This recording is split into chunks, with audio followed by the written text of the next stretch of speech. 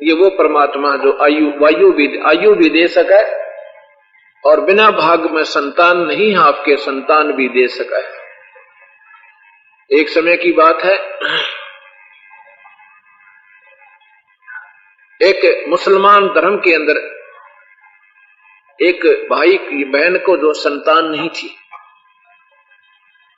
और एक मुल्ला ऐसा था उसको भविष्य का ज्ञान था, उसके इष्ट की आकाशवाणी हुआ करती थी, वो बता देता था इसके भाग्य में संतान है या नहीं है, इसके भाग्य में ये काम होना है या नहीं है। उसकी क्या पहचान थी कि जो व्यक्ति उससे कोई दीक्षा या कोई ऐसा मार्ग पूछने जाता था अपने भाग्य के बारे में तो वो उसके लिए खाना बनाकर ले जावे। पहले मांस मिट्टी नहीं थी, बढ़िया खीर बनाई, रोटी बनाई, हलवा बनाया हुआ, लड़की जिसको संतान नहीं थी वो लेकर जाती है उस मस्जिद में। वो क्या करता था, जिसका काम सही हो सके था उसका भोजन खा लिया करता, जिसका नहीं होता वो नहीं खाता था। उस बहन ने जाकर के भोजन रखा। कुछ देर के बाद उसने अपने जिस भी इष्ट की वो साधना करता था उसके साथ संपर्क किया। उसने कहा कि इसको तो 7 जन्म संतान नहीं है, अगर 7 जन्म भी इसके कभी मनुष्य के होंगे तब भी संतान नहीं है इसकी, इसके भाग में कोई औलाद नहीं लिख रखी।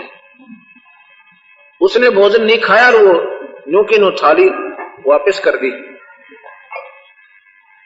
उसने कहा कि भगवान मुझे बता तो दो मेरे भाग में क्या है। कहते बेटी तू सुन नहीं सकती, अब बता दो दाता, सुनना ही पड़ेगा एक तो। कहती है कहता है वो तेरे जन्म में, तेरे भाग्य में 7 जन्म संतान नहीं है। और अपना भोजन ले जा बेटी जा। भोजन उठा लेती है, रोती हुई चल पड़ती है। भोजन ने ऐसे की तगेरे तो बाप की भागन होती है। अब सोचती है इसको कहां खिलाऊं, किसने खिलाऊं रोटी।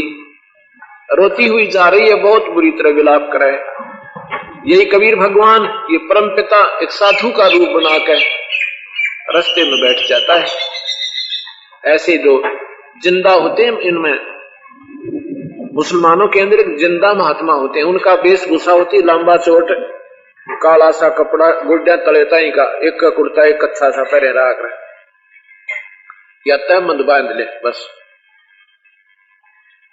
वो बैठे हैं, पूछते हैं कबीर भगवान के माई क्यों रो रही है बेटी। वह नहीं बोलती है। कहता बेटी क्यों रो रही है। उसने सोची भोजन तक खिला दो इस महात्मा ने, मेरा जो होना से सो जाएगा। कहता महाराज जी आप भोजन पालो।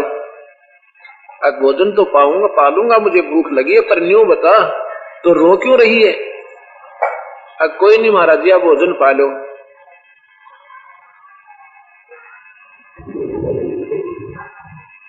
भोजन खा रहे हैं फिर भी कहते हैं बेटी न्यू क्या करें, अपने दुख में किसी तरह बता देता हल्का हो जाया करें, बताते थे। कहती महाराज जी रोटी खा लो ना, आप भी रोओगे मेरे दुख न सुनकर, मैं बहुत माड़े भागा की औरत सो। फिर भी क्या हो गया बताता शरीफ।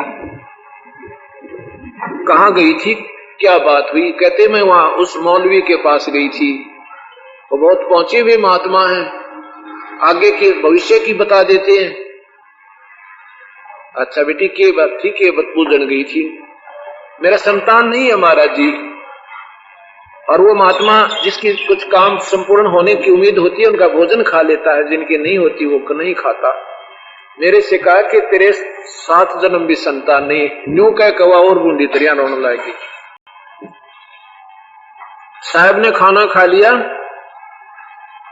अन्नो बोला बेटी 10वें महीने लड़का होगा तेरे, ये आशीर्वाद है मेरा। अब उसने सोची ये बौड़ा सा महात्मा है, मैं बांडा रोटी खाने का मारा, जो इसे बड़े महापुरुष ने तो मना कर दिया, ये कहां से दे सकता, कहां से आ सकती है। 10वें महीने लड़का हो गया, बड़ी खुशी मनाई। फिर उस लड़के का नामांकन करने के लिए वहां संदेशा भेजा कि जी बच्चे का नाम धरो और मुसलमान क्रिया से उसकी जो क्रिया करनी वह करो। अब उस मौलवी का धक्कदेसी हुई कि तेरा लड़का होया क्यों करे। उसमें माता मस्जिद से चल के उस लड़की के पास के बेटी ने बता तेरे जो लड़का हुआ तो हुआ क्यों, कर किसने बख्शीश की। जब उसने बताई कि जो आपने भोजन नहीं खाया था, मैं लेकर आ रही थी रास्ते में, मैंने सोचा ये भोजन किसी संत भगत ने खिला दूं। मैंने उनके सामने रख दिया। एक महात्मा बैठे थे जिंदा रूप में, और खाना खा के बोले बेटी तेरा मैं बहुत बुरी तरह रोने लगेगी। वो कहता बेटी तेरा 10वें महीने के अंदर अंदर लड़का होगा।